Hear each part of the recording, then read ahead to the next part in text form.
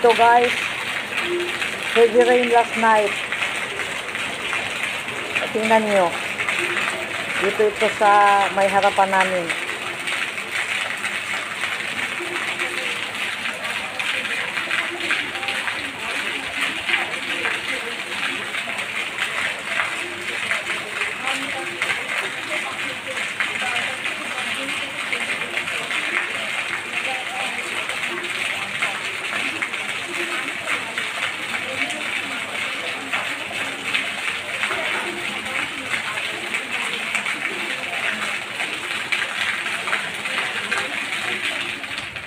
Hello guys, it's 10:30 in the evening.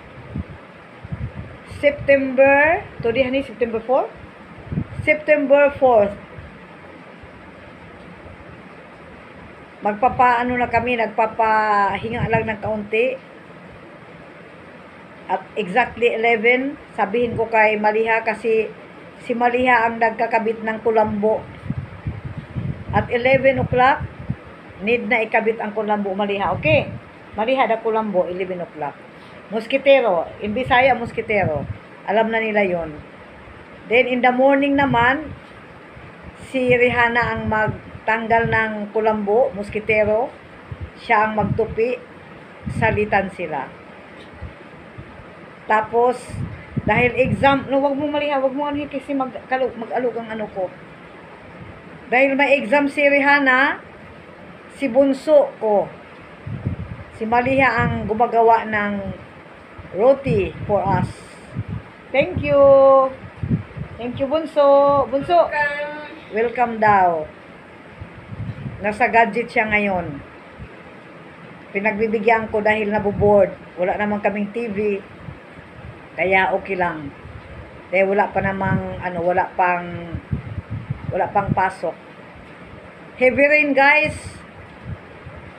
Heavy rain today. Shout out sa ulan. By next Thursday, siguro pupunta ng ng village dahil katatawag lang ng sister-in-law ko na ikakasal daw yung anak nilang dalaga, nag-iisang anak. So, ewan ko lang kasi exam ni Rihanna ng 16. 13 ba yung 13 yata yung ewan ko. Tapos, pag nagbiyahe, baka magkasakit na naman. May exam pa naman. Titingnan guys kung makapunta o dahil kasi ng mga bata yun. So, kaya sila, sila sa akin guys, yung mga, mga kamag-anak ng asawa ko. Bakit daw ayoko pang pag-asawahin si Rihanna? Dapat daw talaga mag-asawa na para daw makamenos na ako sa gastos. Tama ba yun guys? Hindi ko alam kung tama yung nila idea. Pag mag-asawa na daw si Rihanna, mamenos na yung obligasyon ko sa buhay. Tapos, kung ano-ano pa, ayaw naman ni Rihanna. At saka mahirap guys maghanap ng mahirap maghanap ng mabait. Pag makapaghanap ko naman ng mabait na asawa, asawa nila, dahil sila, pag nag-asawa dito, dalhin ka sa magulang, pakikisama ka sa mga magulang. Yun ang mahirap ng mga kultura, yung pakikisama. Dahil pag extended family sila, ipagmalaki ang family. So ewan ko lang, depende din yun sa pakikisama. So ito ang yung ulam namin kanina guys, kaunti na lang. So ang ginawa ko, nagluto ako ng lentil soup. Dal, ang tawag ng lentil nila dito, dal. Fights na yun sa amin guys. Maano ako kay Bunso guys, kay Maliha. Sabi ni Maliha, isang beses, parang maiyak ba ako. Na-touch ako sa sinabi ni Bunso ko. Sabi ni Maliha, Alam mo mama, alam namin na malaki ang sakripisyo mo sa amin. Nandito ka sa lugar na ito.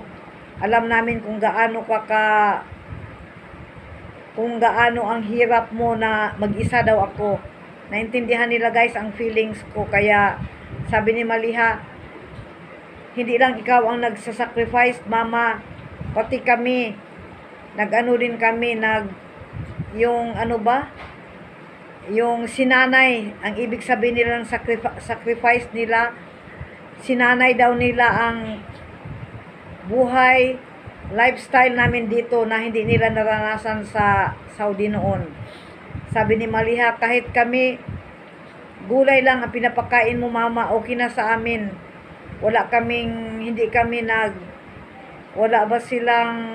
Hindi sila nagsasabi na wag, hindi kami kakain mama kung anong pinapakain ko, kumakain sila.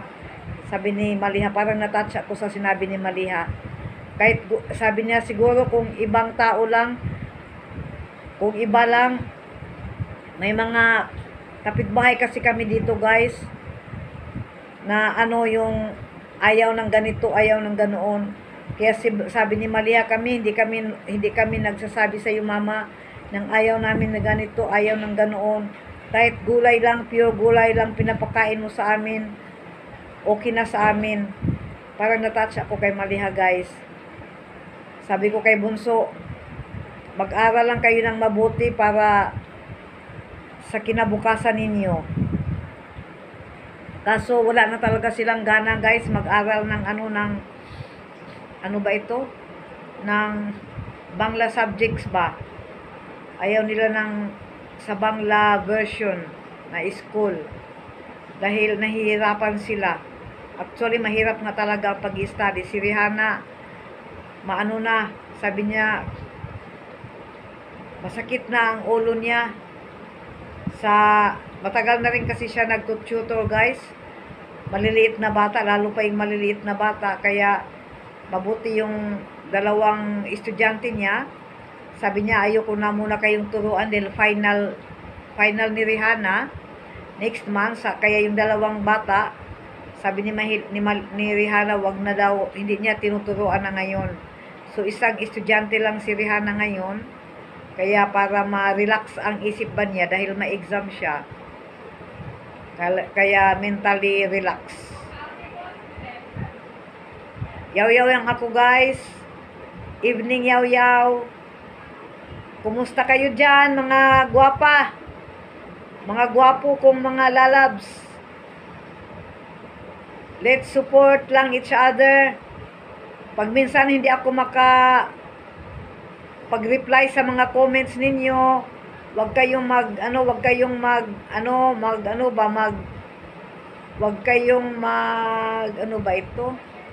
wag niyong sabihin na saan na kaya ito, bakit hindi nagre-reply, dahil may reason yan, bakit hindi ako nagre-reply. Mostly ngayon, nakaibunso ang mobile, kaya ganoon. Pray lang tayo guys na magiging healthy tayo palagi. Okay guys, hanggang dito na lang tayo. Bye for now. Good night everyone. You're the night sky trying to make me see